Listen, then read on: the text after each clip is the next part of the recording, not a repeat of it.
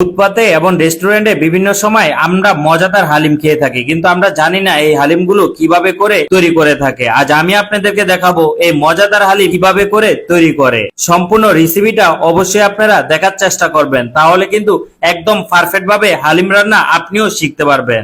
ফার্স্টে এখানে হালিম মিক্সের যে ডালগুলো প্রয়োজন এগুলো নিয়ে নিব। 150 গ্রামের মতো মাসকালাই ডাল দিয়ে দিলাম, 150 গ্রামের মতো প্লেন ডাল দিয়ে দিলাম, তারপরে 150 গ্রামের মতো বুটের ডাল দিয়ে দিলাম। এখন দিয়ে দিব 150 গ্রামের মতো গম। গমটা আপনারা চাইলে দিতেও পারেন, নাও দিতে পারেন। এখন দিয়ে দিলাম মুগ ডাল, আমার এখানে প্রায় 150 গ্রামের মতো মুগ ডাল দিয়ে দিলাম। তারপরে দিয়ে দিব মসুরের ডাল, আমার এখানে 150 গ্রামের মতোই মসুর ডাল আমি দিয়েছি। সব ডালই আপনারা 150 গ্রাম করে নিয়ে নিতে পারেন, আপনাদের পরিমাণ অনুযায়ী আপনারা নিয়ে নেবেন। এখন দিয়ে দিলাম চিনি গুঁড়া ফলার চাল 300 গ্রামের মতো। তারপরে ডাল চালগুলো খুবই ভালো করে মিক্স করে নিলাম। তারপরে এই ডাল চালগুলো ভালো করে ওয়াশ করে 2 ঘন্টার মতো ভিজিয়ে রাখবেন। আমিও 2 ঘন্টার মতো ভিজিয়ে রেখেছিলাম। এখন খুবই সুন্দর করে ব্লেন্ড করে নিব।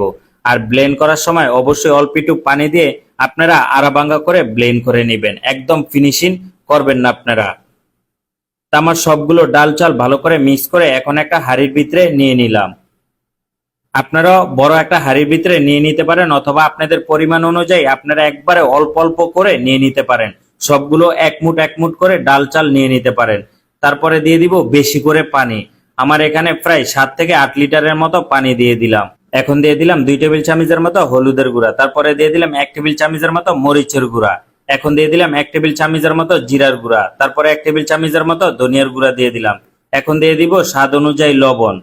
লবণটা ফার্স্টে একটু কম দেওয়ার চেষ্টা করবেন। তারপরে দিয়ে দিলাম 2 টেবিল চামচের মতো আদা রসুন পেস্ট। এখন দিয়ে দিলাম এলাচ, দারচিনি, তেজপাতা, আস্তা মশলা আপনারা দিয়ে দিবেন। দেওয়ার পরে খুবই ভালো করে মিক্স করে নেবেন। এখন দিয়ে দিলাম সয়াবিন তেল, আর সয়াবিন তেলটা অবশ্যই হালকা একটু বেশি দেওয়ার চেষ্টা করবেন।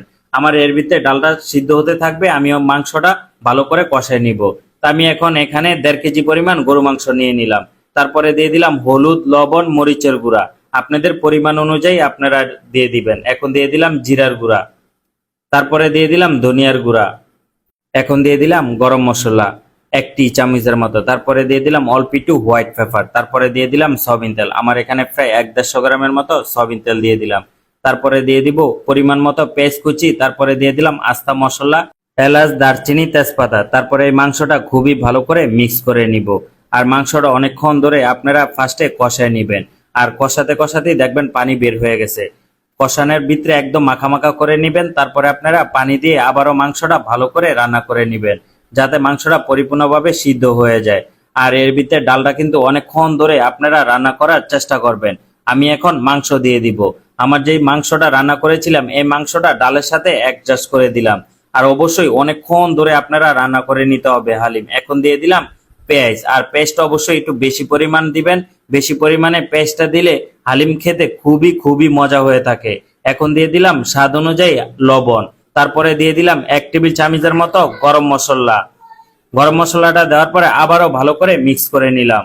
এখন দিয়ে দিলাম অল্প একটু বিট লবণ। তারপরে দিয়ে দিলাম লেবুর রস। এখন দিয়ে দিব ভিনিগার। 2-3 টেবিল চামচের মতো ভিনিগার আপনারা দিয়ে দিবেন। তারপরে আবারও খুবই ভালো করে মিক্স করে নেবেন।